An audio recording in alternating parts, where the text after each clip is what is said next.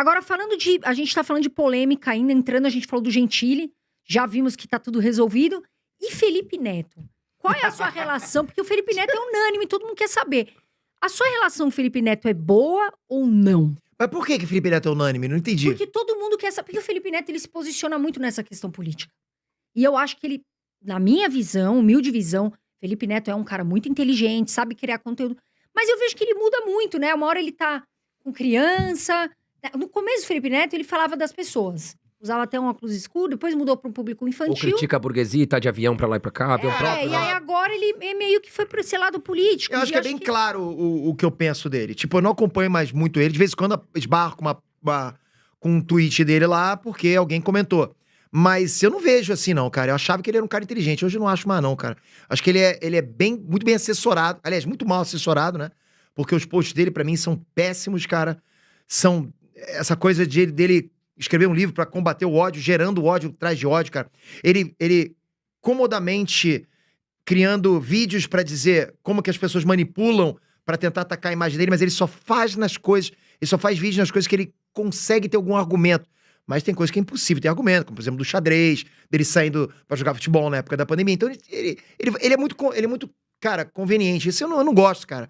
Eu acho que sim, ele foi taxado de hipócrita sabiamente e certamente. Cara, eu não tenho que esconder, eu não gosto da pessoa dele. Eu acho ele um cara mau pra internet como um todo. Eu acho que ele faz a cabeça de muita gente de forma errada, ele gera o ódio na cabeça de muita gente, entende? E não é nem questão dele mudar de opinião política, que todo mundo tem direito de mudar de opinião política, todo mundo. Só que ele bate numa tecla, cara, que ele não consegue defender. E assim, quem não concorda comigo é mau caráter. Não pode ser assim, cara, não pode ser assim, então não tem como.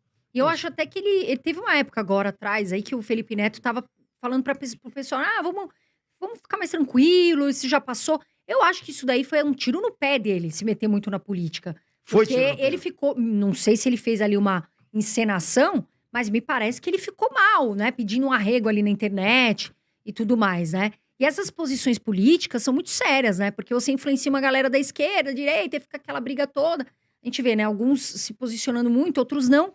E você acha que, entrando nesse assunto político, você acha que hoje os filmes, por exemplo, vamos falar lá de Hollywood, Mas só te interromper, é por isso que eu não gosto de falar de política. Sim. Muita gente fala assim, tu é isentão. Sou isentão e vou continuar sendo, cara.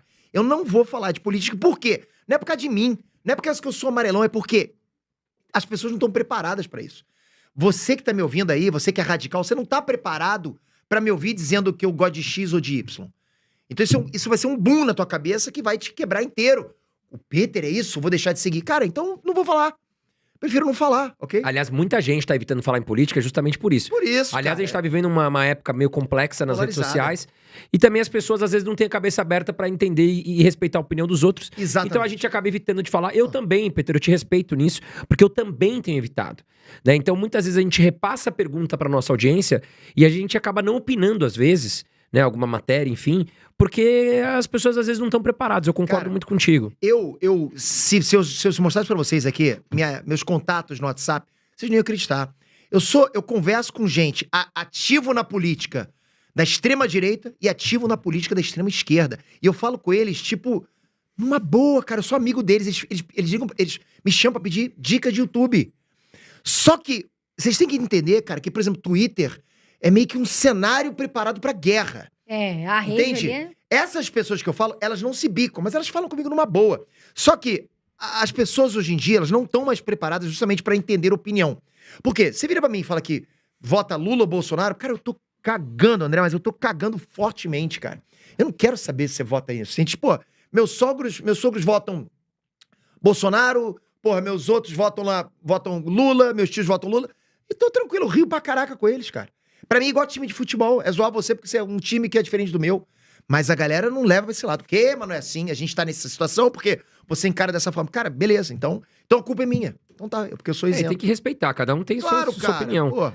Agora, pegando o gancho do que a Carol falou, realmente, a gente tá vendo que a Disney tá passando por alguns movimentos aí, no mínimo Cultura polêmicos. pop inteira, tá O que tá acontecendo, Cara, é porque, assim, a cultura pop, ela vem se politizando cada ano mais. Assim, eu até tendo que... É como se fosse um pêndulo, entende? deve ter ficado muito tempo pra direita, agora tá muito pra esquerda. Então, existe sim uma cultura woke nos filmes. Eu não tô dizendo agenda woke, ok? Porque eu não tô a fundo nesse assunto pra saber se realmente tem uma agenda, uns Illuminati por trás tentando implementar isso. Só que eu não duvido, sinceramente não duvido. E já deixo até claro pras pessoas que provavelmente vai ter alguém falando assim, o cara acredita em cultura woke, o cara acredita em lacração. Cara, não sou eu que vou ser debochado, cara. Você que fala isso, você que tá pagando mico. Você que não acredita que existe isso depois de tantas citações, depois de tantas matérias, depois do Bob Iger falando, tanta gente falando sobre isso, e você ainda... Você que é o terraplanista, cara. Você que bate nessa tecla de que não existe isso, você é terraplanista. Você só fala isso porque tem alguém pra rir junto com você no Twitter. Porque você fala, o cara acredita em cultura pop, em cultura woke. Vai ter alguém pra te abraçar. Se um dia que não tiver mais, você, opa, vou parar de falar. Porque, cara, tu tá pagando mico, porque existe, cara. Tá demais. E o que é isso? O que é lacração?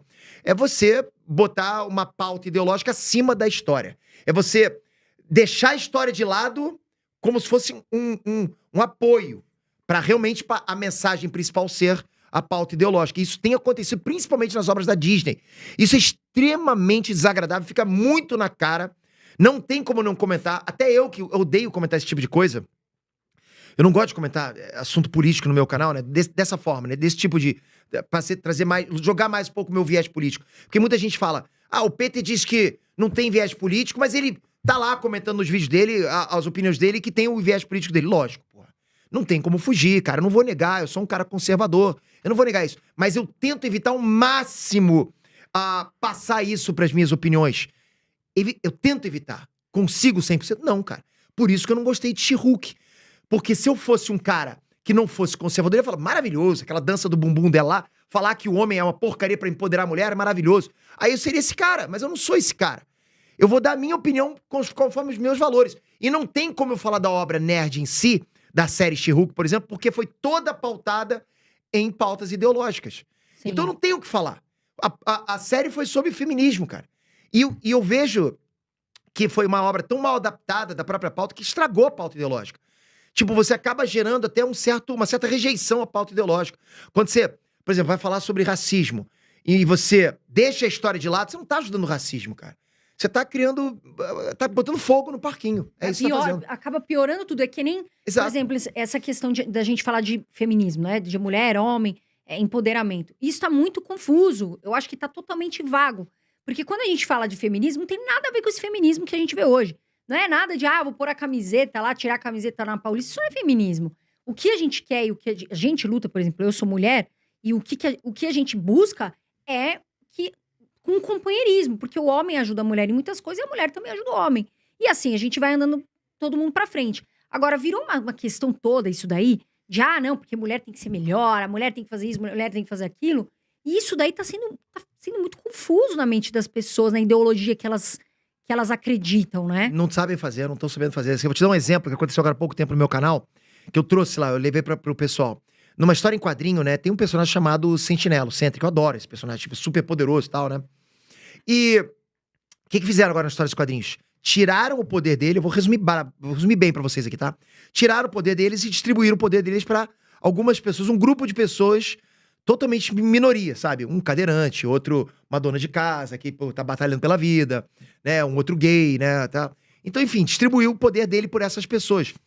E você percebe, por exemplo, a cadeirante, que é a mulher cadeirante. Quando ela entra no modo dela de super-herói, ela deixa a cadeira de rodas do lado, perde a paralisia e começa a embolachar os bandidos. Que empoderamento é esse, cara? Isso é capacitismo. Imagina a pessoa, imagina o cadeirante olhando aquilo. Ele não se identifica com isso. É como se, é o que eu falei, é como se, por exemplo, o Demolidor, que é cego, toda vez que ele ativasse o modo super-herói, ele passasse a enxergar. O bacana, né, justamente ele conseguir bater nas pessoas sendo cego. Sim. E aí sim, os cegos se identificam com ele, né? Sim. Mas então, eles não sabem fazer essas pausas, não conseguem entregar.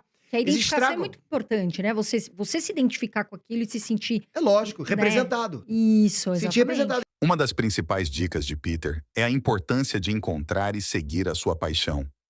Ele começou compartilhando seu amor por quadrinhos, filmes e cultura nerd e transformou isso em um negócio lucrativo. Outra dica importante é a consistência. Peter sempre destaca que produzir conteúdo regularmente e manter um padrão de qualidade é crucial para construir e manter uma audiência. Fiel além disso, ele enfatiza a importância de diversificar suas fontes de renda, além do YouTube. Peter investe em diferentes projetos e plataformas para garantir um fluxo de renda constante e seguro. Então, se você quer seguir as orientações de Peter do Ei Nerd e aplicar suas estratégias para enriquecer, coloque essas dicas em prática e veja como elas podem ajudar você a alcançar o sucesso no mundo dos negócios e do conteúdo digital.